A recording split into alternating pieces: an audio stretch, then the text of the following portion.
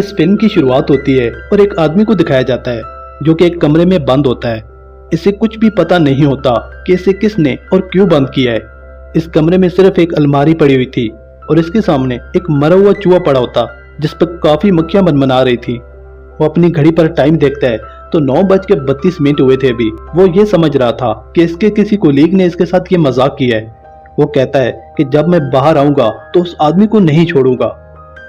अब वो अपनी जेब से मोबाइल निकाल कर देखने लगता है मगर वहां पर सर्विस ही नहीं होती। वो मोबाइल को ऊपर भी करता है कि शायद सर्विस आ जाए मगर सर्विस नहीं होती और वो किसी से भी राब्ता नहीं कर सकता था। वो इस अलमारी के पास जाता है और इसे खोलने की कोशिश करता है मगर वो बंद थी।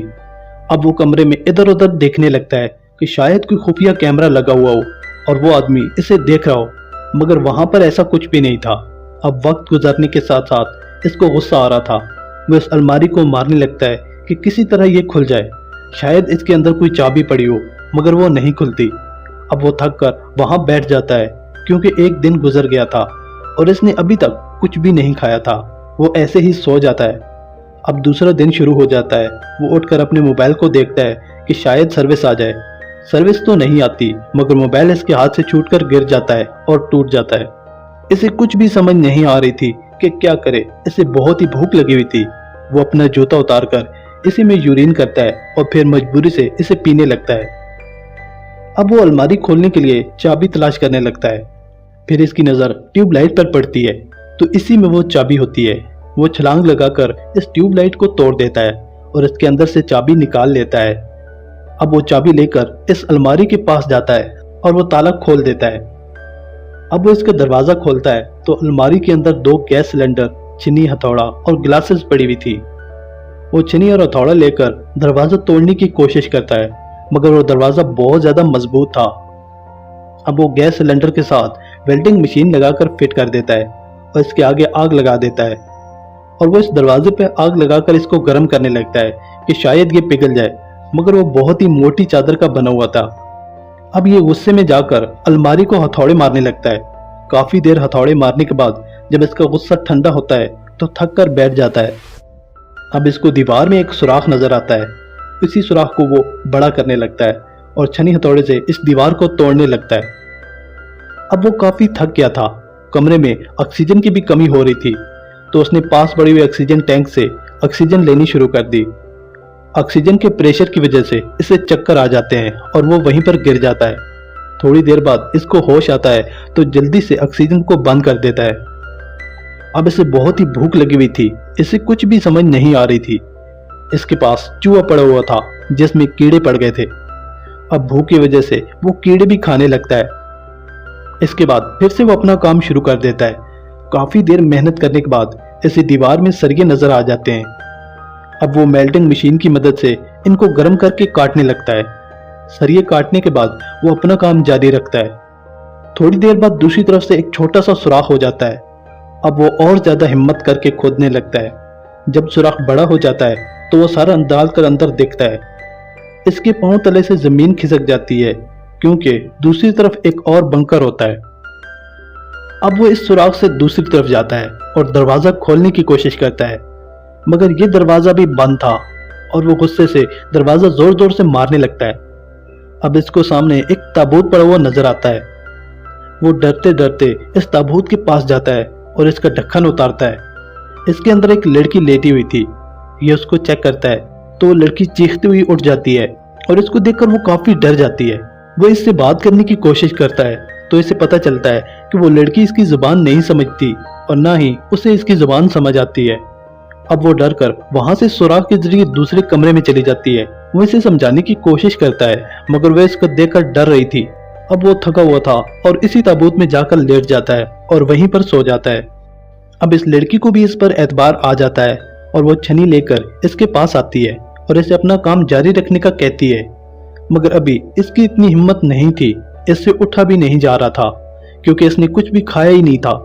वो लड़की खुद ही छनी हथौड़ा लेकर दीवार तोड़ने की कोशिश करती है मगर इसके हाथ पर हथौड़ा लग जाता है और वो छोड़ देती है। अब वो लड़की दूसरे कमरे में जाती है यूरिन के लिए मगर वो आदमी इसे कुछ समझाने की कोशिश करता है। वो इसे बोलता है कि इस जूते में यूरिन डाले। पहले तो वो लड़की इसे मना कर देती है मगर फिर वो मान जाती है और इसे जूते में यूरिन डालकर दे देती है।